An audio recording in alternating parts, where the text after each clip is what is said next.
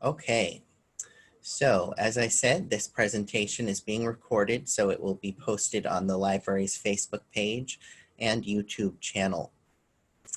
Right now, you are viewing a slide, Rockland Public Library, a great place to know. We definitely believe that to be true.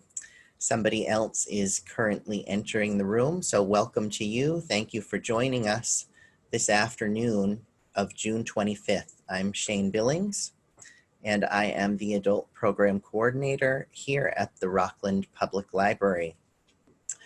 And I would like to start by thanking the Friends of Rockland Public Library for their wonderful support of our programming, both on-site and virtual, throughout the year.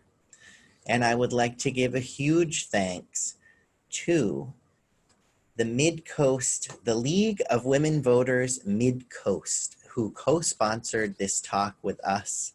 This talk was originally planned to celebrate Women's History Month in March. We had planned it for months, and then we had to postpone it. So we're very grateful to Ann Luther and Sheila Kirby, who cannot be here today, for their willingness to do this presentation virtually. We're very excited to be able to offer it and to continue having virtual programs. So huge thanks to the League of Women Voters Mid-Coast, and a shout out to Nadine. It was a pleasure to work with her. She was so helpful and instrumental in organizing this talk and coordinating with myself and Ann. So a couple of upcoming programs that we have to look forward to at Rockland Public Library. In 2 weeks, on July 9th at 6:30 p.m., we will be hosting a virtual talk by Rockland author Judith Carpenter. Judith is an Episcopal priest and a resident of Rockland, Maine, and she wrote a book called The Uninvited Goddess: Awakening to a New Era. Judith states that she felt called to write the book through a dream and was driven to complete it, not knowing how relevant it would prove to be in 2020. She's excited to read from her book and take questions from the audience.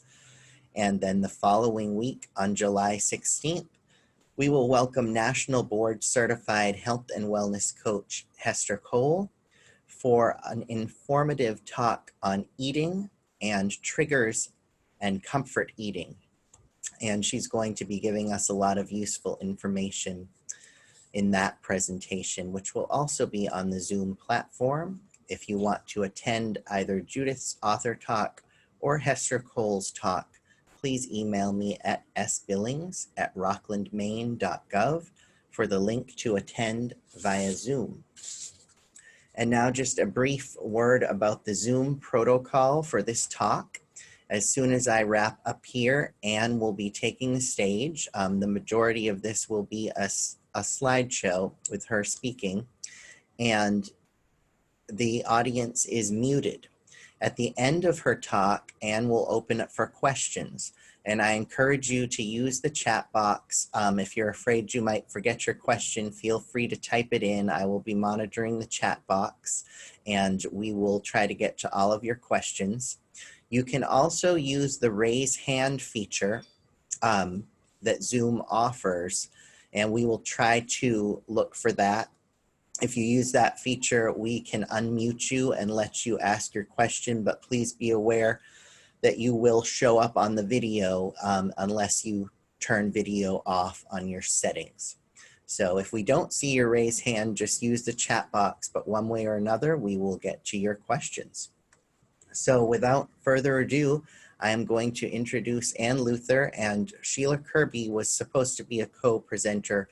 She was not able to make it. So this presentation, The Struggle for Women's Suffrage, commemorates the 100th anniversary of the 19th Amendment when women won the right to vote. This presentation will celebrate that historic victory and the women who led the effort, while also providing a sober reflection on the compromises that split the movement and left many voters behind. And those are choices that continue to echo 100 years later. Anne's talk will end with a brief overview of the work that remains to be done. Ann Luther currently serves as treasurer of the League of Women Voters of Maine, and she chairs the League of Women Voters of Maine Advocacy Committee. She served as president of the League from 2003 to 2007, and as co-president from 2007 to 2009. In her work for the League, Anne has worked for greater understanding of public policy issues and for the League's priority issues in clean elections and campaign finance reform, voting rights, ethics in government, ranked choice voting, and repeal of term limits. And Sheila Kirby, who cannot be here today, was a senior economist at RAND, a nonprofit think tank, for over 30 years, and she served in several management positions, including acting and associate director of the RAND Washington office. She also had a joint appointment as an adjunct professor of economics and public policy at the George Washington University, where she taught at the graduate level for 25 years. We're so excited at Rockland Public Library to bring you this presentation co-sponsored by the League of Women Voters Mid-Coast. And now I am going to turn things over to Ann Luther, and I hope you enjoy this wonderful presentation. Thank you so much. Thank you, Shane. I'm so pleased to be here. Thank you all for coming. I know it's a beautiful summer day in June, and the fog cleared off and it's sunny outside. So I really appreciate the sacrifice you're making in coming to hear this talk today. I'm very pleased to have you all here, and thank you to the sponsors in our local chapters, the League of Women Voters Mid-Coast, as well as the library, for putting this on. August 26th this year marks the 100th anniversary of the passage of the 19th Amendment. Women suffragists in the United States had engaged in a sustained, difficult, multi-generational struggle. They've been working for 72 years between the Seneca Falls Convention and the passage of the 19th Amendment. Many of the founders of the movement did not live to see its accomplishment. It was one of the biggest civil rights movements in history. So the 100th year anniversary of the 19th Amendment is without question a big deal. What we want to talk about today is how the 19th Amendment was won, the splits and divisions in the movement, who got left behind, what was left undone, the arc of justice, as they say, and the work that lies ahead. We're going to celebrate the courage and persistence of the women who fought for our right to vote and eventually succeeded. We're going to acknowledge some overlooked deaths and recognize the toll on those left behind. Most of all, though, we want to rededicate ourselves to the work left to be done, not only for women in politics, but also for so many others who face systemic barriers to full political equity and inclusion in civic life. The issues of citizenship, political equity, voting rights have been debated since the founding of the Republic. Race was the elephant in the room from the very beginning. The issues that they faced continue to be debated today, and in this Black Lives Matter moment, those questions are resounding more urgently than ever before. Those same themes resonated throughout the debate for women's suffrage, and we're going to touch on each of those as we go through the story. In 1776, Abigail Adams wrote to her husband, John Adams, asking him to remember the ladies in the founding of the nation. Adams replied to his wife, "The men will fight the despotism of the petticoat." It sounds a bit jocular to us now, but I don't think he was entirely kidding. Women's suffrage was a radical idea in the 18th and 19th century. At this time, women held mostly subordinate positions, many duties, few rights. Some rights enjoyed by women were withdrawn when they married, and this led many suffragists to remain single. In fact, some women who had the right to vote lost it in the intervening years. Abigail Adams' plea to her husband fell on deaf ears. Some colonial women voted if they paid taxes, owned property, functioned as independent heads of household in New York, New Hampshire, Massachusetts, and New Jersey. but the 1787 U.S. Constitutional Convention placed voting qualifications in the hands of the states. And women in all the states except New Jersey had lost the right to vote by 1787. They lost the right to vote in New Jersey in 1807. So the roots of early activism for women and political equity actually began even before the founding of the Republic. The slide that I put up here is the trial of Red Jacket in 1869, but the indigenous people, American Indians, had a rich culture of political participation by women going back a long ways. I put this painting in even though it's not contemporaneous because it's notable for showing women participating in the vote and the jury. Red Jacket was being tried for witchcraft, and you can see sitting around the back, are the people of his tribe sitting in judgment whether he should be convicted of this, and it includes both men and women. Many ideas about individual rights that were adopted by the founders had been absorbed and admixed with European Enlightenment by people living in close proximity with Native Americans. The blending of these ideas between European and Enlightenment and ideas of individual freedom from Native Americans led to an utterly unique formulation of Republican democracy.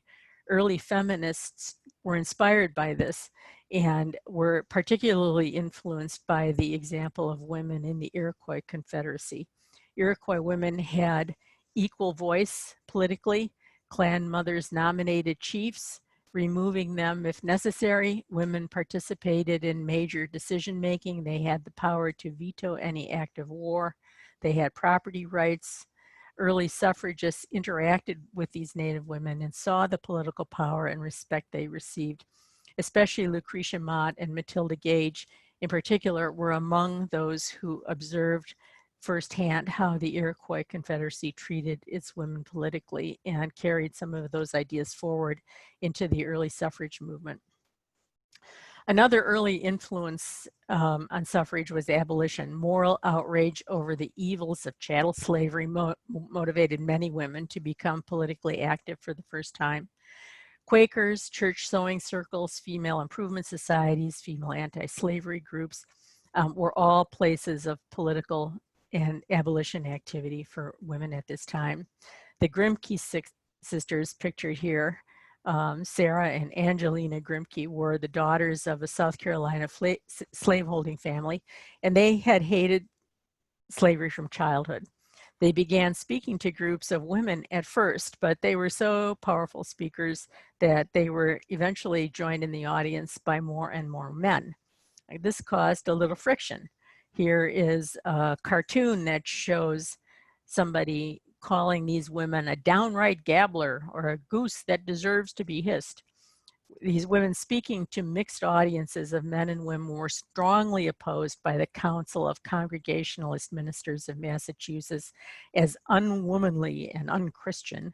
Because women suffered discrimination in their abolition work, their activism for abolition provided the foundational linkage between abolition and women's rights. Many women abolitionists became active on behalf of greater rights for women, and that was true not only of the Grimke sisters, Lucy Stone, Lucretia Mott, Susan Anthony, Sojourner Truth, among many others. It was true for some men too, like Frederick Douglass.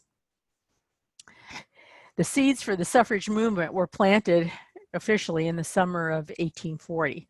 An American delegation, including a number of women, attended the World Anti-Slavery Convention in London. Despite protests, the women delegates were not seated in the delegates section among the voting participants. Women were forced to sit passively in the spectator gallery. Among those so dishonored were Lucretia Mott, a Quaker and part of the Underground Railroad, and the young wife of an abolitionist leader, Elizabeth Cady Stanton. Mrs. Stanton's father was a judge, and from her childhood, she had heard his often reiterated statements to women seeking his help that they really had no legal redress. The two women became fast friends because of that shared experience at the convention. With the help of some other Quakers, they decided to call a convention in 1848 to discuss, quote, the social, civil, and religious rights of women. They published an announcement in the Seneca County Courier setting the date for the following week, 1 week, and inviting the public. And an astonishing 300 people showed up, including 40 men, notably again Frederick Douglass, a former slave and the country's most prominent Black abolitionist. It seems unbelievable to us today that they could call a meeting on 1 week's notice, expect people to travel from a long distance, and have 300 people show up. Mrs. Stanton opened the meeting by reading the Declaration of Sentiments, in which she adapted the Declaration of Independence to address women's issues. It went something like, "We hold these truths to be self-evident, that all men and women are created equal." She went on to list many grievances, including the lack of access to education, employment opportunities, and an independent political voice for women. Her call for the right to vote, however, was considered radical and was not unanimously approved. Frederick Douglass helped save the day. He spoke, and at the end of 2 days, 68 women and 32 men signed their name to the Declaration of Principles, which launched the suffrage movement in the United States. Susan B. Anthony was an incomparable organizer, having joined the movement in 1851 after meeting Mrs. Stanton. Her father also was a staunch abolitionist, and she had met Frederick Douglass and other anti-slavery leaders. The working association and friendship between Stanton and Anthony was one of the most fruitful in history. Their talents, the circumstances of their lives complemented each other. Mrs. Stanton was married, tied down with a large family, while Mrs. Anthony remained single, was able to travel or to help care for the children to allow Stanton to prepare her speeches or briefs. Behind these two women, who were really the face of the movement, were a host of other national leaders. Sojourner Truth was a freed slave who became an active abolitionist. In 1851, at a women's rights convention in Akron, Ohio, she came forward as the woman who was the official speaker was being heckled. The speaker yielded the floor to Sojourner Truth, despite the protests from some of the women in the audience. Her speech at that convention was electrifying and turned the tide of the meeting in their favor. It included the quote you see here, "Ain't I a woman," which became quite famous. A note about Mary Church Terrell: many suffrage leaders were more comfortable with Sojourner Truth because she was a former slave, uneducated, she spoke in a vernacular. Mary Church Terrell, another Black suffrage leader, was very well educated. She graduated from Oberlin College. She was well spoken, and she was not as well accepted by the white suffrage leaders as Sojourner Truth was. She was treated with a little bit more arm's length suspicion. Lucy Stone came from a poor farming family. She worked hard, saved money, went to Oberlin. Oberlin was the first college to offer co-ed courses. She lectured on women's rights and on slavery. She married Henry Blackwell, also a staunch abolitionist and an advocate for women's rights. Together, between the two of them and their daughter, Alice Stone Blackwell, they covered the entire span of the women's rights movement from 1847 to 1920. There were so many, too many stories, too little time. I've pictured here Lucretia Mott, Ernestine Rose, Abby Kelly Foster, Paulina Wright Davis, Frances Harper, Charlotte Fortin Grimke, state leaders and Black women who underlined the link between freedom of the slave and equality for women of any color. There were so many stories. We could be here all week to tell the rich stories of women's volunteerism and leadership in this movement. Another place where women's rights was starting to foment was in organized labor. Along with abolition, this was a key early constituency for women's rights. In the first half of the 19th century, women worked in more than 100 industrial occupations. Most earned very low wages.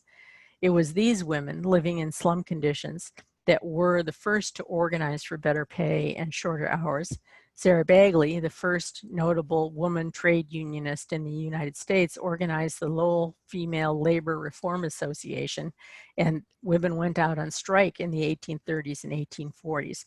Of course, they were strongly opposed by men, but their political ambitions were beginning to be felt because of their economic situations. Here comes the Civil War. The women's rights movement ground to a halt when the Civil War started, something that neither Mrs. Stanton nor Miss Anthony accepted gracefully. Many abolitionists mistrusted Lincoln, but they worked hard to support the Lincoln administration as long as it waged war for freedom.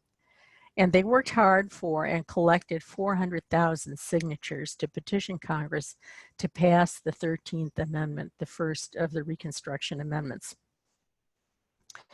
The 13th Amendment was the one that abolished slavery. It was ratified in 1865 in the aftermath of the Civil War. The idea that women deserved the same rights as men had been growing steadily in the United States since the 1840s. Many people, including the dominant Republican Party, supported both the abolition of slavery and women's rights before the Civil War. After the war, Republicans felt that they had to do all they could to make sure the freed slaves got the right to vote and were able to keep it. Republicans put women's rights on the back burner. Some women were furious about this and felt they had been betrayed by the party. The 14th Amendment, the second of the Reconstruction Amendments, defined U.S. citizenship for the first time, but Section 2 also introduced the word male for the first time and guaranteed voting rights to men only. Women's rights leaders who had put away their cause during the Civil War believed that when peace came, a grateful country would reward them, but the Republican Party had their eye on 2 million potential Black voters in the South, and abolitionists believed this was the hour of the Negro. Neither Republicans nor abolitionists had any intention of allowing anything like women's rights to interfere with that. 6 months later, in 1869, the 15th Amendment was introduced.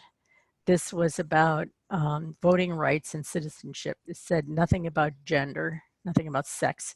These amendments effectively decoupled citizenship and voting. Every citizen was not guaranteed the right to vote. Stanton and Anthony were indignant, realizing that a whole new constitutional amendment would now be required to give women the vote in federal elections. Other women, Lucy Stone, Julia Ward Howe, disagreed. They favored the passage of the amendments because they believed the condition of Black Americans was so horrible that if anybody could get out of that terrible pit, they should. In all fairness, Stanton and others thought that linking the two issues would help, not harm, that they would both cross the finish line more powerfully if they stuck together, but their optimism in that regard was unfounded. Some women, led by Stanton and Anthony, worked hard to secure petitions against the Reconstruction Amendments, but the 15th Amendment passed in 1870 anyway. These splits between whether voting rights for Blacks and voting rights for women should stick together, and the rifts that were caused by the passage of the Reconstruction Amendments dashed the hopes for universal suffrage in a kind of Sophie's choice, which of your children are you going to bring? The echoes of this split between women and Blacks would reverberate for generations. And in this particular moment, we hear its echoes even more loudly still. This split led this led to a split in the women's rights movement too. The actual split in the women's movement took place in 1869 when a convention of the Equal Rights Association broke apart on the issue of a women's suffrage amendment to the Constitution. Both sides of the schism believed that women should have the right to vote, but they clashed sharply on how that goal could be won. Mrs. Stanton and Miss Anthony organized the more radical National Women's Suffrage Association. It was for women only. They now completely distrusted men, wanted nothing to do with them. The National Women's Suffrage Association believed that other matters of women's rights were also of importance and that they should focus their efforts on a federal constitutional amendment for women's voting rights and women's non-discrimination. Lucy Stone, Henry Blackwell, Julia Ward, and other more conservative activists formed the American Women's Suffrage. So we got the national and the American. To work for women's suffrage through amending individual state, not the federal constitution. The American Association believed they should avoid issues that were irrelevant to voting. You know, forget equal opportunity employment, forget non-discrimination, just stick to voting. And they thought those other side issues would alienate support of influential sections of the community, and that their efforts should focus not on the national level, but only on the states. And these are the kinds of questions that activists struggle with even now. For example, in our work for the national popular vote, we have this same exact thing. Should we work for a federal constitutional amendment, or should we work on activism in the states? These questions are the kinds of things that reform movements deal with all the time. And it was present in the women's suffrage movement. After the Civil War, though, bit by bit, state by state, and between the two, the national and the American, progress was made. This is a little baseball slide here. It doesn't really have anything to do with women's suffrage, but except women were doing it all. They were playing sports, they were working, they were going to college. It's kind of ironic to see this particular slide as an advertisement for cigarettes, but that was probably a women's rights issue of its own at the moment. Anyway, after the Civil War, that women were becoming active in many new sectors all over the country. Women began to take an active part in political actions to bring attention to women's suffrage. They did it all. They were organizing state suffrage associations and informing public opinion through lectures and rallies. They were conducting referenda campaign in several states for suffrage. They maintained pressure on Congress for a federal amendment to the Constitution, and they engaged in acts of civil disobedience. Women tried to vote illegally in 1871 and 1872 using separate ballot boxes, and you know, that had its own consequences. They, like reformers today, they did not ignore the opportunity for judicial relief, and they brought a couple of court cases. The most famous of the court cases was when Susan Anthony led a group of women in Rochester, New York, to register and vote in the presidential election of 1872. Prosecutors and the Grant administration were anxious that the case not go to the Supreme Court, and they, you know, sent down the word, and a compliant federal judge made it so by denying Miss Anthony's grounds for appeal. So there was no place for her to go. But during that same election, the 1872 presidential election out in St. Louis, Virginia Minor tried to register to vote and was refused by the ward registrar.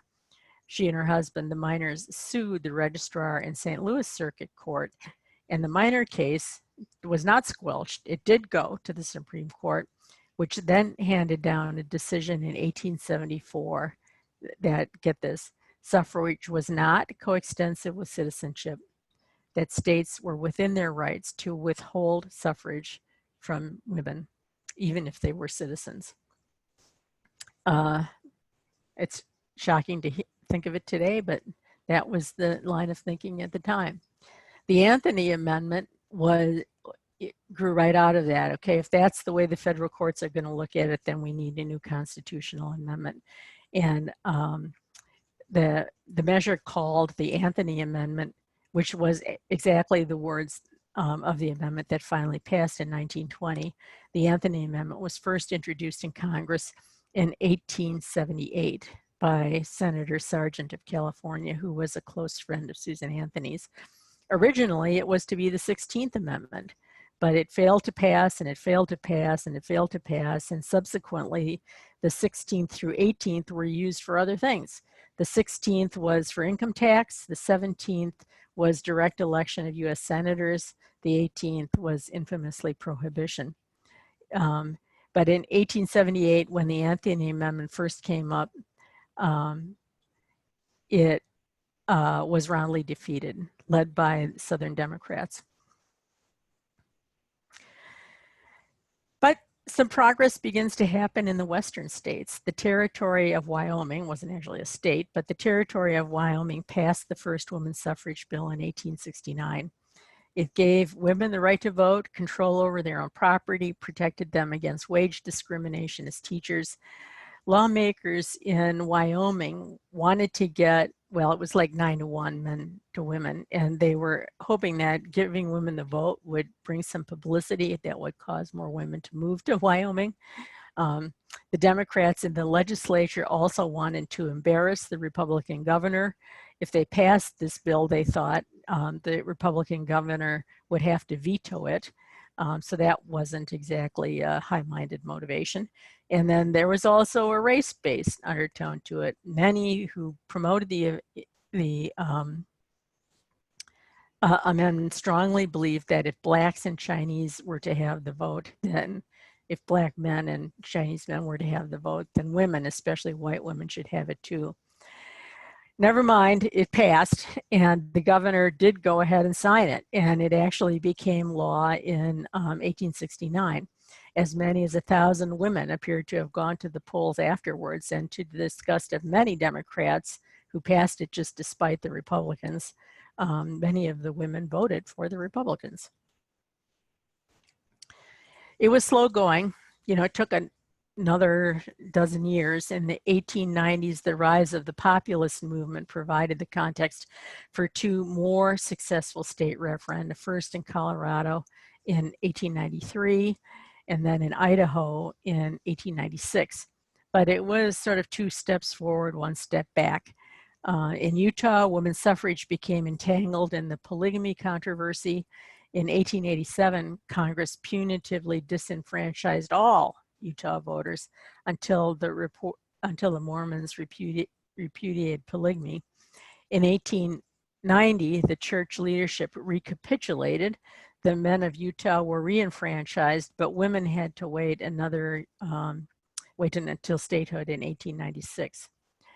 In 1883, the Washington Territorial Legislature passed a women's suffrage bill with bipartisan support, but the liquor lobby got it overturned, and we'll say more about the liquor lobby a little bit later. In that state, it took a new referendum in 1910 to finally succeed. This was a long spell known to activists as the doldrums, when very little progress was being made. But then, all of a sudden, things started to break loose. In California, the biggest campaign yet, mounted by a suffrage organization, this is the state referendum campaign, swung into full gear in 1911. Support flowed in from all over the country. Campaign workers stayed out of the big cities, knowing that the liquor lobby would buy the San Francisco and Oakland votes, more about the liquor lobby, and focused on all the little towns. The suffrage activists focused on all the little towns and villages where the liquor interests would not go. The reason that the liquor interests were against women's suffrage was that they thought if women got the vote, women would pass prohibition. They thought that women believed that they were at the mercy of drunken spouses and domestic violence, and there was some truth to that. So they feared women getting the vote would lead to prohibition. Turned out prohibition came first anyway, but never mind, that's what they thought. The morning after the election in California, anyway, getting back to my story, when the urban vote had been counted, the papers carried the news that the suffrage bill had been defeated because it did lose in the cities where the liquor lobby was powerful. But as the rural vote came trickling in, the referendum won by a mere 3,000 some votes. And suddenly, women had the vote in 6 states, with a total of 37 electoral college votes for the presidency. They were becoming a political force to be reckoned with, and other Western states soon followed, as you can see here. By 1914, this map shows how the suffrage map looked. Women were voting in federal elections, were beginning to have an effect in the Senate and in congressional races. The yellow states on this map are ones that had full suffrage. The black states, unless you see Maine there, were ones where women had no suffrage. The stripedy ones, they had partial suffrage. So like in some of the stripy states, women were allowed to vote in school board elections. And then for some reason, Illinois allowed women to vote in presidential and municipal elections, but not in state legislative races. So it was a little bit of a hodgepodge. But the thing of it is that as more and more of these states granted women the right to vote, that success would soon begin to exert power, exert pressure for a federal amendment, because they were electing more and more representatives to the US Congress with the backing of women voters. Finally, the breach was healed between the national and the American. It was Alice Stone Blackwell, the gifted daughter of Lucy Stone and Harry Blackwell, finally helped heal the breach at a joint convention in 1890. And they got together, the National American Women's Suffrage Association, you know, the National and the American merged to form the National American. It's kind of a mouthful, but during these years, activists gained confidence, they developed skills, they mobilized resources, they learned to maneuver through the political process, they built a social movement. They really learned how to be political operators by doing it. Remember, this was one of the largest civil rights movement in our history, and it involved millions of volunteers nationwide. I want to talk a little bit about the base of support and the growing diversity in that base. And I'm going to flip through a bunch of slides here very quickly. But as I do that, I want you to reflect on the diversity of the women that you see depicted here. This first one is the members of the 1896 basketball team at Vassar College.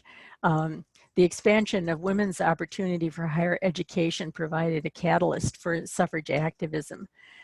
Public agricultural and technical colleges established under the Morrill Land Grant Act. Another number of private women's colleges, beginning with Vassar in 1861. Oberlin had been admitting women as co-ed students since 1883. After graduation, many of these well-educated women found themselves largely excluded from the professions for which they trained. They channeled their skills and energy into civic engagement and social reform. When social workers realized that their efforts alone could not eradicate the problems that they saw related to chronic poverty, many of them became active in the reform for politics and women's political equity. So, college women. Here are the abolitionist women. Lips that touch liquor shall not touch ours. Many women first became interested in suffrage through their membership in other activities and organizations, and women's rights reformers had long been concerned with the temperance question because married women were so much at the mercy of their well-drunken husbands. In 1874, the Women's Christian Temperance Union reached into every state in the nation and represented 200,000 women. It was an early supporter of voting rights for women, especially as it related to regulating alcohol. I mean, no wonder the liquor lobby was worried.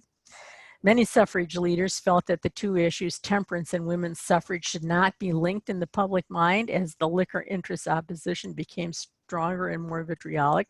Some, perhaps with justification, blamed the Women's Christian Temperance Union for losses of state referendum on women's suffrage because the liquor lobby opposed it.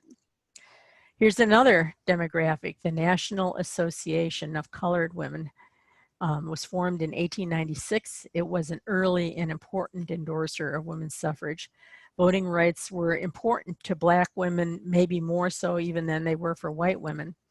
But even though civil rights for Blacks and women had been linked since the early days of the abolition movement, Black women were not accorded full equity in the suffrage movement. When the General Federation, okay, here we have some more affluent white women here. This is the General Federation of Women's Clubs, was established in 1890. It first represented 200 groups and 20,000 women. It was often initiated for educational, cultural purposes. Discussions frequently turned to social issues such as child welfare, temperance, poverty, public health. But the women who became interested in those reforms soon realized that they had little political influence without the vote. The GFWC did not officially endorse suffrage until 1914, however, and that was largely because the diversity of its constituent groups made it difficult to come to consensus on the issue, but eventually they did. When they did, it was huge. In 1914, the National Federation of Women's Clubs had over 2 million women members throughout the US, and that endorsement was a big watershed moment. Farm women. Since the beginning of the women's rights movement, women who devoted their lives to reform were often middle and upper class women. Women who worked to support themselves and their families had less time, less freedom to devote to social movements. But in the late 19th and early 20th centuries, working women began supporting suffrage in greater numbers. And it wasn't just farm women, it was factory workers too. They joined labor unions, held strikes for higher pay, protested for better working conditions. Working women started to see the vote as a way to gain more political power and further these causes. Harriet Stanton Blatch, who was the daughter of suffrage leader Elizabeth Cady Stanton, was among the first suffragists to recruit working women to support the effort. Blatch also wanted to integrate more aggressive and militant tactics that labor activists were used to deploying: parades through city streets, speakers on street corners, soapboxes. She wanted to bring those tactics into the suffrage movement to attract more publicity. Working women, with their experience with those tactics of labor activists, eventually proved vital to winning the vote. While middle-class moral judgments often alienated their intended beneficiaries, these efforts began to establish ties with working-class constituencies and labor organizations that would eventually gain support for the women's suffrage movement. It wasn't all integrated. You know, lots of times the immigrant women, the Black women, the working women were at the back of the parade, but you know, those ties were built. In 1912, the women's suffrage was supported for the first time at the national level by a major political party, Theodore Roosevelt's Bull Moose Party, but interest in the federal amendment was at an all-time low. Along comes Alice Paul, and she really shakes things up. She was a brilliant organizer, an inspiring leader. She attracted a cadre of radical and committed activists who had experience in Britain with more radical tactics, who had experience from labor organizing with more radical tactics. And they were frustrated by the conservatism of the National American Women's Suffrage Association leadership. They borrowed those radical strategies that they were from other groups, and within 2 months of their arrival at Nassau headquarters in Washington, D.C., they had organized a massive suffrage parade held on March 3rd, the day before Woodrow Wilson's presidential inauguration.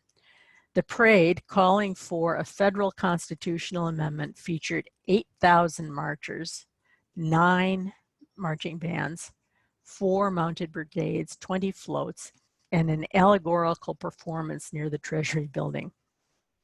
Though the parade began late, it appeared to be off to a pretty good start until the route along Pennsylvania Avenue became choked with tens of thousands of spectators, mostly men, in town for the inauguration.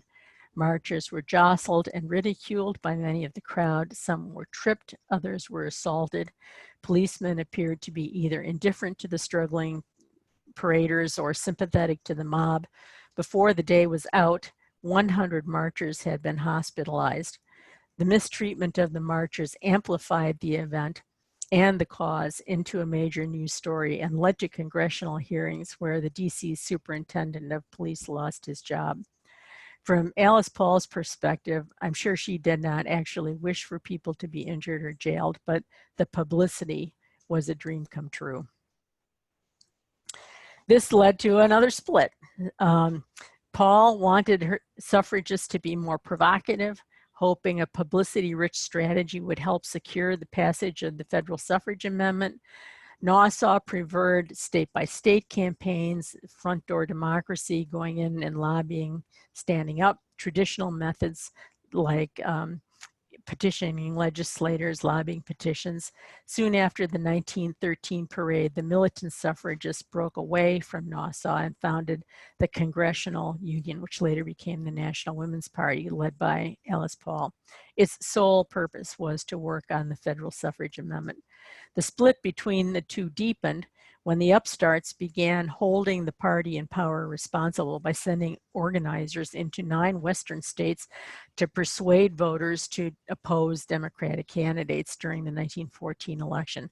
The Nassau did not endorse candidates, but the National Women's Party was all for it.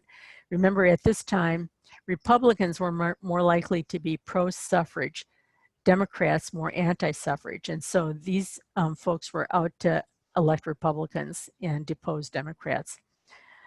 Nassau didn't like it, but it kind of worked. Half of those candidates lost, and soon thereafter, women's suffrage was reintroduced in Congress for the first time in 2 decades.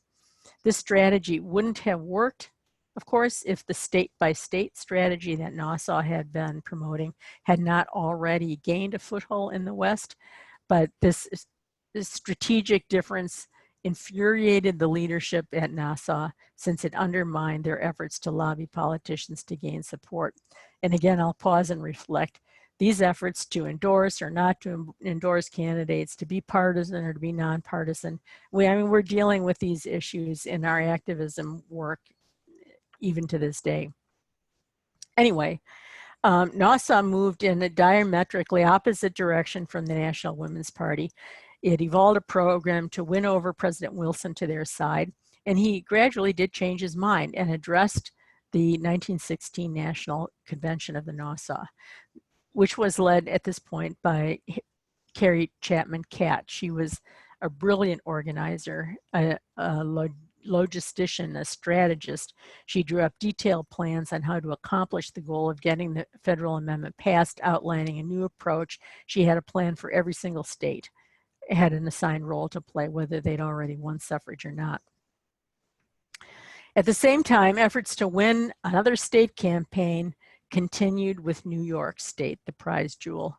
The 1915 referendum in New York was coming up again. It had lost many times before, and there was an enormous effort to collect signatures of more than 1 million women.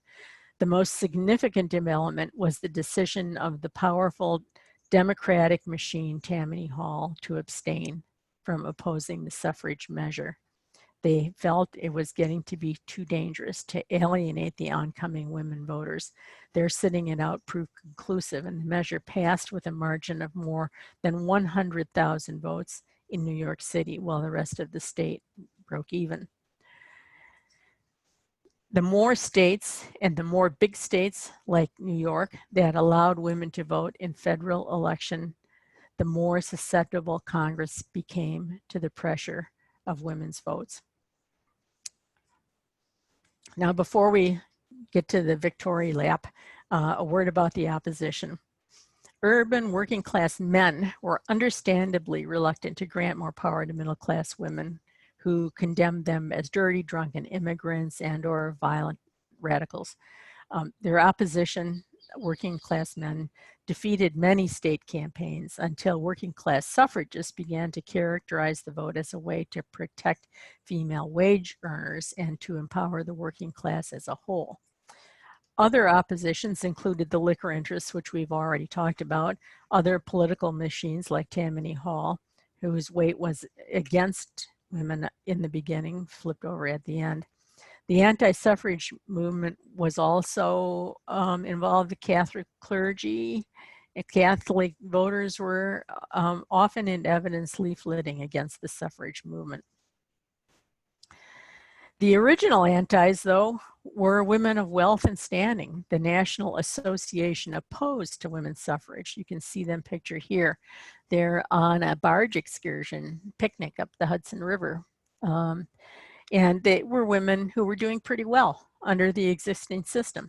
They were in the North. These were the urban daughters and wives of well-to-do businessmen and bankers or politicians. In the South, the anti-suffrage leaders were generally from the planter class. Their resistance in the South was also tied to worries about disruption to the racial order. Suffrage was also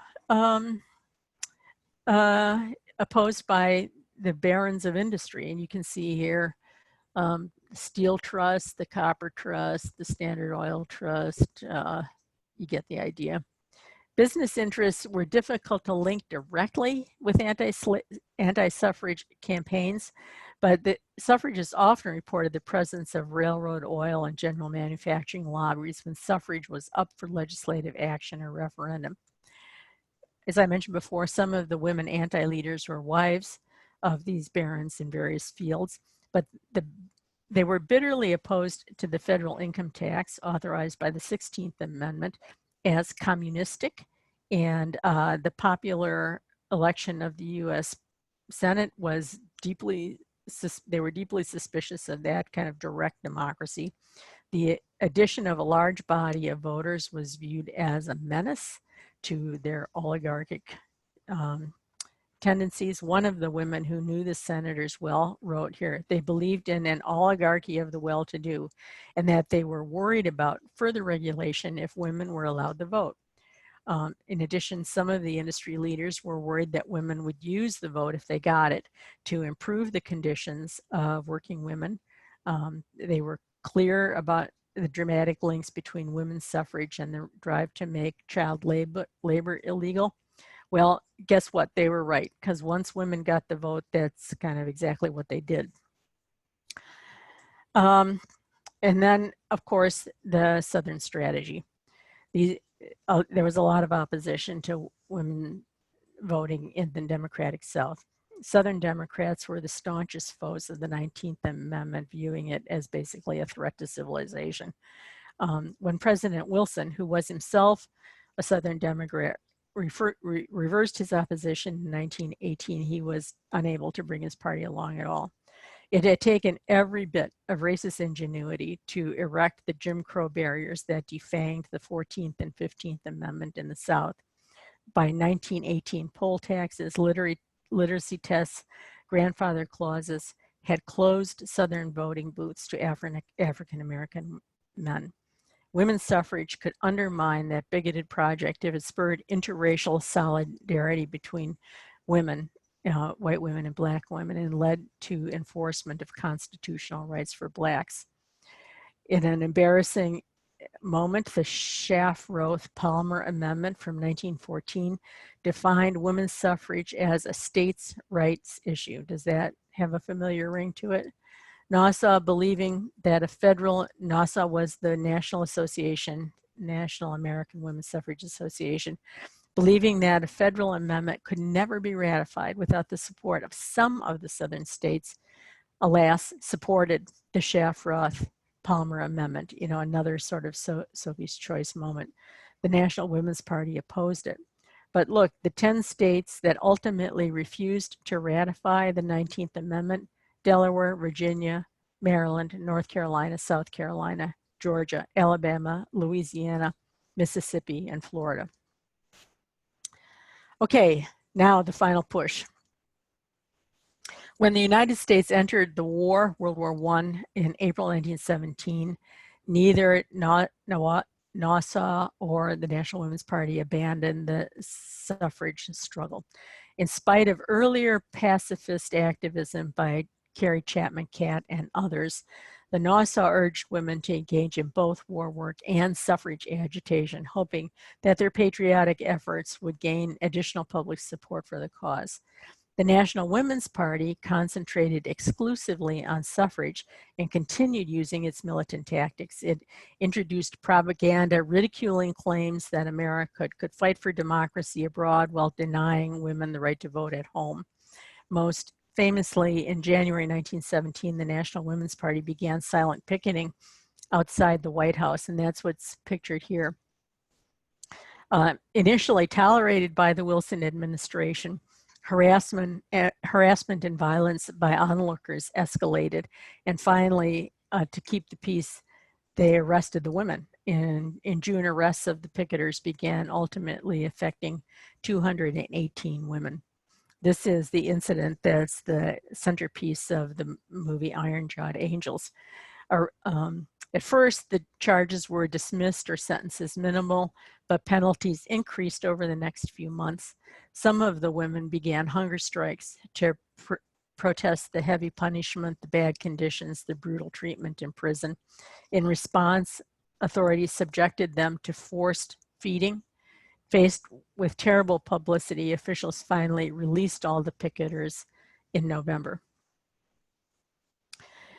At the same time, women were coming forth in increasing numbers to do jobs previously held by men and to sit on government bodies associated with the war effort. The last parade in New York in October 1917 had divisions of women farmers, women workers in industry, doctors, Red Cross nurses, emphasizing the role of women as equal partners in the war effort.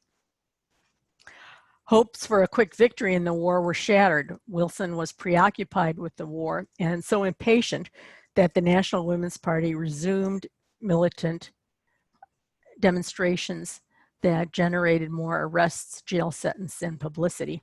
It took a year and a half for the Senate to vote, and only at the instigation of hostile senators confident that the vote would lose. On September 30th, Wilson took the unusual step of addressing the Senate during the debate on the constitutional amendment, describing enfranchisement of women as only fair, considering the contributions that women had made to the war effort. But states' rights advocates in the South remained adamantly opposed, and the measure lost by 2 votes.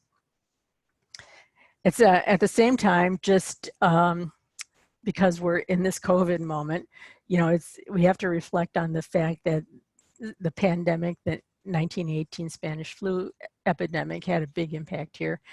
Just a few days after that vote, the flu hit. Carrie Chapman Catt herself got sick, so did the Speaker of the House and the House Majority Leader. Public gatherings were banned. Does this sound familiar? Referendum campaigns in several states were curtailed. Campaigns shifted from in-person rallies to phone banking, letter writing, and newspaper ads. At the same time, women across the country were volunteering as nurses. Between that and their contributions to the war effort, women gained sympathy as patriots. Their efforts were recognized. In the November elections, the Democrats lost control of the Senate, with several new pro-suffrage lawmakers voted in. And at the same time, referendums in Michigan, South Dakota, and Oklahoma passed women's suffrage in those states as well. In February 1919, the Senate had defeated the amendment once again by just 1 vote.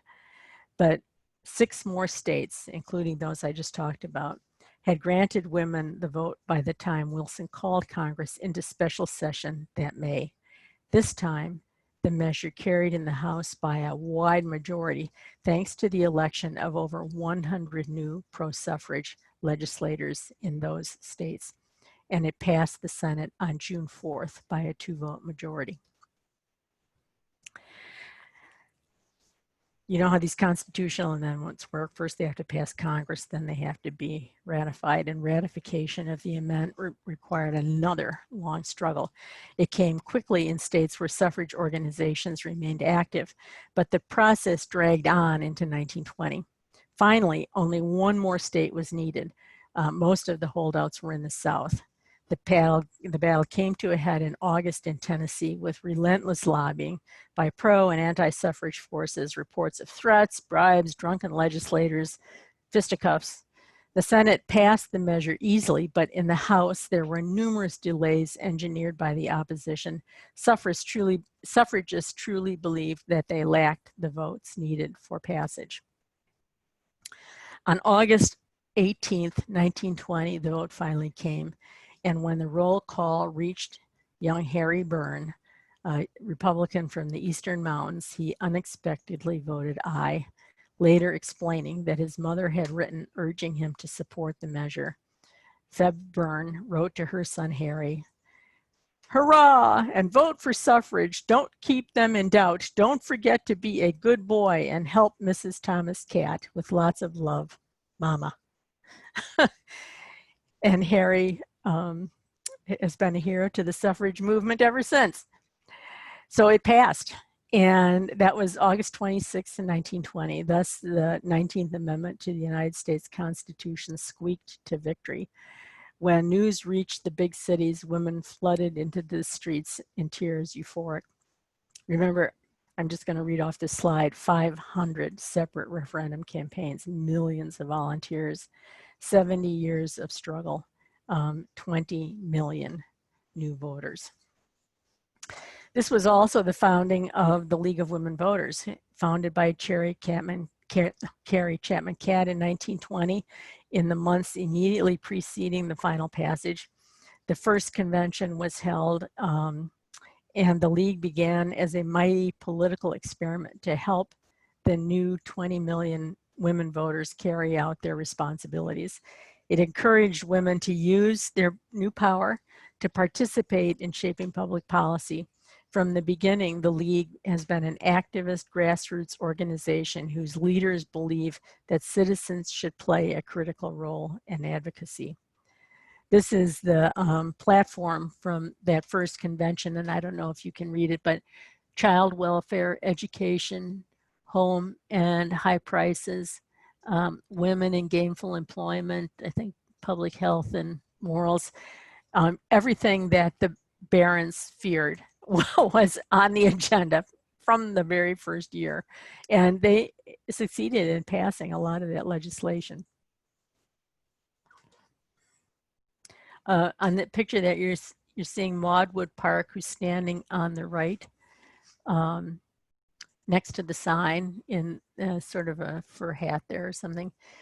She was the first president of the League, and she had a connection to Maine. She became ill and retired to Cape Elizabeth in the late 1920s. And Representative Kim Monahan, for a while, lived in her Cape Elizabeth home.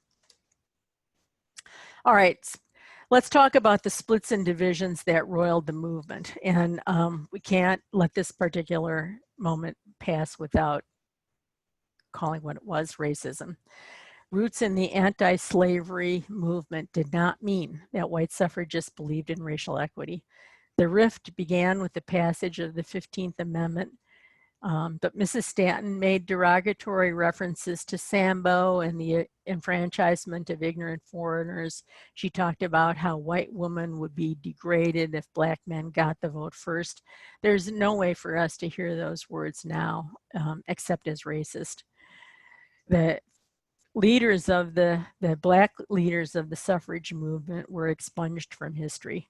The seminal work, The History of Women's Suffrage, was the book that was written by Elizabeth Cady Stanton, Susan Anthony, Matilda Gage, and Ida Harper, published in 6 volumes from 1881 to 1922.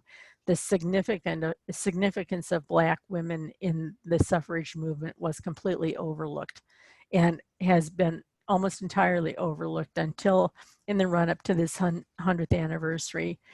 Historians have begun again to recognize the contribution that those black women made to our success. I've pictured just a few of them here, and I'll say their names. Mary Church Terrell, Mary Ann Shadd Carey, Coralie Franklin Cook, Mary W. Stewart, Harriet Fortin Purvis, Sarah Parker Redmond, Charlotte Fortin Grimke, Frances Harper, Margaret Fortin. Again, so many moving stories in so little time. And they were excluded.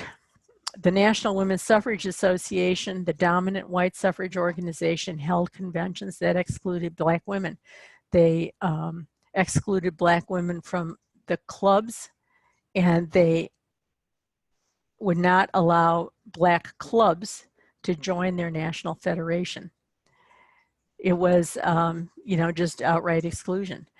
Alice Paul refused to let the celebrated newspaper editor Ida B. Wells march with the white delegation in the 1913 parade. This very accomplished Black woman, stung in tears, slipped into the Illinois delegation with the parade in progress and marched with him anyway. And they were sold out. By the 1910s, many white women suffragists had come to believe that focusing on white women voting was the only way they could get the 19th Amendment through Congress. They now saw President Carrie Chapman Catt openly acknowledge that Black women in the South would likely be disenfranchised in precisely the ways that Black men had. So what's the difference? She further noted that in Southern states, on the whole, white women outnumbered Black women. So if the South really wants white supremacy, it should urge the enfranchisement of women. These statements are outrageous to our modern ears, but the backers of women's suffrage counted votes. It was that old Sophie's choice again. In the passage of the 19th Amendment led to a doubling down on Jim Crow and made it worse for African Americans in the South, but white women were no help. Support for literacy tests survived for decades out of fears that undereducated working people and immigrants would vote. Redress would take another 45 years. So the other thing was the clash of styles and personalities, which we've sort of talked about. Carrie Chapman Catt and Alice Paul, in the street or under the dome, front door lobby or civil disobedience, be radical or be polite, state campaigns or federal, endorsing candidates or not, nonpartisanship is a strategy. I mean, these issues are still the issues that reform activists face today, and they were, on the line in the suffrage movement through that whole final era. In the end, it turns out it took both. It took a pincer movement in the street and under the dome, front door and back door, radical and polite. But the strategy was bitterly contested in the moment. Afterwards, there was a big argument about ERA or no ERA.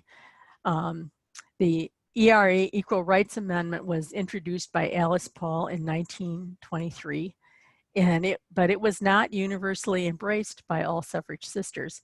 Many, including the League of Women Voters, believed that important labor protections, hard won for working women when they couldn't get them for men and women both, that hard won protections for women would be lost if the amendment passed. And again, another one of the Sophie's choices, you can't get labor reforms for men and women, so should we get them for some? And anyway, the League did not, in fact, endorse the Equal Rights Amendment until 1972. Once we endorsed it, we were very, very passionately committed to it, but it took a long time. So who got left behind? Well, African Americans, Mexican Americans, Franco Americans, Asian Americans, Asian Indians. I mean, you get the idea. Over the intervening century, many of these barriers have come down, but it was not until 1965, with the passage of the landmark Voting Rights Act, that disenfranchisement efforts like poll taxes and literacy tests were made illegal. It took until 1943, with the Chinese Exclusion Act in 1952, that all Asians, including Asian women, were granted the right to vote. Native people won citizenship in 1924, but the struggle for voting rights stretched on much longer. In Maine was hotly debated well into the 1950s. Native Americans weren't guaranteed the right to vote in every state until 1962. Here in Maine, surprised me, literacy tests persisted well into the latter half of the 20th century, into the 1970s, and these were largely in place to target Franco-Americans. prisoners and felon disenfranchisement was explicitly permitted by the 13th Amendment.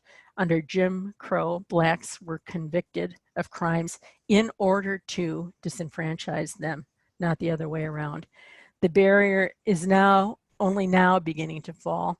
Felons were allowed to vote for the first time in the Kentucky election that happened just Tuesday. Other barriers, unfortunately, remain. And as we reflect in this moment on Black Lives Matter, we are coming to realize anew how deep these fissures and how deep these injustices are, and how far we have to go to right these historic wrongs. But women didn't get everything they wanted either. In terms of leadership studies done by organizational psychologists, we know that when asked to draw an effective leader, both men and women almost always draw a man. And these unconscious assumptions about gender affect people's ability to recognize emerging leadership when it comes in an unexpected package.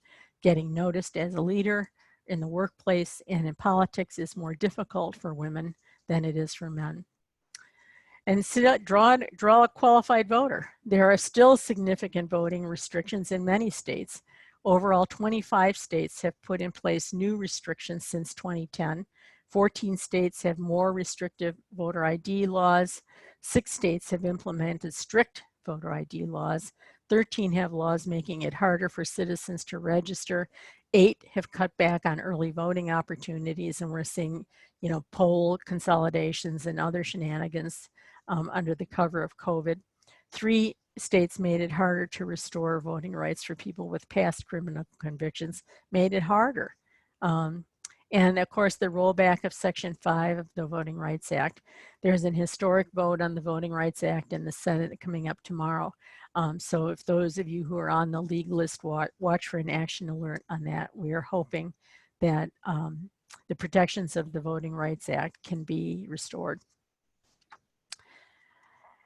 Anyway, women have made some strides. They have been elected to state legislatures and to Congress and have held high administrative posts. 2 women, Geraldine Ferraro and Sarah Palin, won the vice presidential nomination in 1984 and 2008. 1 woman actually secured the presidential nomination of a major party. We have the first female Speaker of the House. We have the first state legislature that's majority women, that's in Nevada as of 2018. Today, a record 127 women serve in the 2 houses of Congress, and they're wearing their suffrage colors, and in their great diversity, they're pictured here. But women are still underrepresented in Congress, and we still have not elected a woman president. And we still have not healed the breach that emerged between blacks and whites over the Reconstruction Amendments. So we've got a long way to go. There's still plenty of work to do. The debate continues over how intersectional feminism should be. Building trust across these bridges is super hard. Fighting for political equity universally applied may be a never-ending struggle. It's the struggle of good versus evil when evil can never be finally vanquished. It's said that the arc of the moral universe bends toward justice, but don't you believe it? It must be bent. And it will take all of our strength to do it. It's the end. Tear up. I'm going to stop my share, put myself on camera, and happy to take your questions. Thank you to those of you who were able to stick through to the end today. Thank you. And if we go to the chat box, I see that we do have a question asking, when did the League become as nonpartisan as it is today? It was from the beginning. You can see when I talked about the National American Women's Suffrage Association, their approach was lobby everybody, never endorse a candidate, try to get everybody to come along. And the League of Women Voters was founded out of that heritage. It was nonpartisan from the very beginning. The National Women's Party was not. They endorsed candidates. They took no prisoners. They were trying to get rid of Democrats, and they made no bones about it. So that was one of the cultural inheritances of the League of Women Voters from the National Association of the National American Women's Suffrage Association. I'm not sure if you're seeing the chat box, but lots of comments saying this was an incredible talk. What a great ending. Thank you, Anne, and thank you so much for this incredible presentation, thorough and inclusive, but also focused and concise, and appreciating all of the pictures and maps. Do you have any questions for Ann Luther? Feel free to type them into the chat box. And we have a few minutes left to get to any questions that you might have. Someone is asking if there will be future access to the recording, and yes, we will post that on the library's Facebook page, Rockland Public Library's Facebook page, and we also have a YouTube channel. I believe that will be up early next week, if not tomorrow, and the League may share that as well. Oh, go ahead, Anne. No, I'm seeing a couple more questions here. All right, let's see. Let me go down in my chat box. We have a comment and a question. My guess is that League of Women Voters, although nonpartisan, is mostly made up of left-leaning women. If that is true, what do you think would be different if more conservative women were involved? Well, we're a consensus-based organization, and you know, I think in my time, I have seen League positions that were once developed and built by mostly Republican women, frankly, from the 50s, 60s, and 70s. Our positions that were generated during those years are today considered left-leaning. You know, I contend that the League's not moved an inch in its position on campaign finance reform, on voting rights, on many, many other issues, which were at one time nonpartisan issues. I think there's not one single position that we hold that was not supported by a nonpartisan group of women at one time. The fact that the Republican Party has moved away from some of those views means to me that they have changed more than we have. We welcome their participation. When I first started testifying on voting rights issues, I think this is like 20 years ago when I first started, I wrote some testimony in support of same-day registration.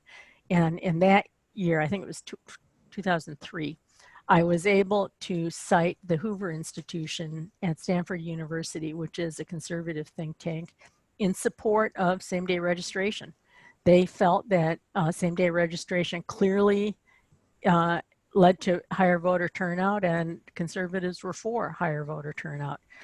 You know, that's not where we are today. That citation is no longer available on the Hoover Institution website. So, you know, I'm saying we want anybody with us who agrees with us on the issues, but we're not going to change our position on the issues to bring people along who don't value our principles. And we have a question. What is currently being done to remove voter restrictions nationally? Well, this COVID moment presents a lot of very interesting, you know, opportunities for this, that, and the other thing. You know, Kentucky consolidated a lot of polling places, which was probably kind of okay because they had a lot more no excuse absentee balloting than they had ever had before. But states like Georgia have taken some measures that really were very clearly not to help voting or to encourage voter turnout. So, you know, nationally, organizations like the League, and in every state, organizations like the Campaign Legal Center, the Brennan Center, DEMOS, Common Cause, and others are working state by state to remove voter restrictions in those states. You know, Florida has a big victory with the elimination of felon disenfranchisement.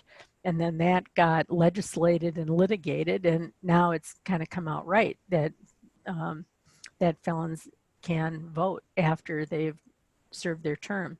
So, you know, all of these activities, because all of these election laws are done state by state, are taking place in the states. At the same time, there have been some major reform legislation passed federally. The HEROES Act has a bunch of stuff in it that's money for COVID and access to the polls in the pandemic moment. And the Voting Rights Act is a federal initiative that I hope you will all support. If you see our action alert tomorrow, please call our senators and let them know the Voting Rights Advancement Act is something that we should all support. But right now in this moment, it's all about the money, because the states need the money to do the remediation, to preserve voter participation during the pandemic. And the HEROES Act is the federal legislation that we're watching there. Anne, I can't let you go without asking a question about books. Do you have any particular books that you would recommend on either the movement or any of the figures that you discussed, or just any general favorite reads about suffrage or the history of voting in general? You know, there's a new book coming out right now that I want to recommend, and I'm just going to have to look it up here. It's I'm not screen sharing anymore, right? So I can go to my desktop and check this out. Okay. Just give me 1 second, because absolutely, this is good, you know, because it's the intersection of suffrage and Black history. I think it's one that people would be interested in. Hold on a second while I fiddle around here. And if anyone has a last minute question, we probably have time for one more if you want to type it in. We appreciate all the great questions, and thank you for turning out today for this incredible presentation. All right, so it's Martha Jones is the author of this book, and the name of the book is How Black Women Broke Barriers, Won the Vote, and Insisted on Equality for All. And let me see if it's actually, it may be not out yet, but coming. Pre-order ships September 8th, but bookmark that one, because it's one we're all going to want to read. And we will plan to get that here at Rockland Public Library. On behalf of Rockland Public Library, I want to extend another thank you to the League of Women Voters Mid-Coast. And I think we might have one more question, Anne. So let me take a look. I've got a raise hand feature here. All right, let's see. The raise hand has just gone down, so that may have been a mistake. If you really did have a question, either type it in the chat box or put the raise hand up again. And in the meantime, I will just tell you that there's another thank you for this incredible program. And I would like to close by again extending a thanks to the League of Women Voters Mid-Coast. Thank you to Nadine for coordinating. Thank you for Sheila Kirby for her efforts, although she could not speak here today. And Anne, this was a phenomenal presentation. I personally want to say that I really loved that you said the names of the women. You didn't just show the pictures, but you said their names. And I thought that was an amazing touch. This history is so important, and we're incredibly honored that you would adapt to the virtual format and join us. And I would like to say thank you to all of you for attending and for the great questions. And please don't hesitate to send any feedback that you might have. And I think we may have some clapping going on for you, some virtual clapping going on. So thank you so much, everybody. This was a wonderful way to spend a great afternoon. And I think I can speak for everybody, Anne, that this was well appreciated and oh so important. Thank you so much. Thank you, Shane, and the library. Thank you very much. It was our honor. Everyone take good care, and I am going to close the meeting at this time. Bye-bye. Bye.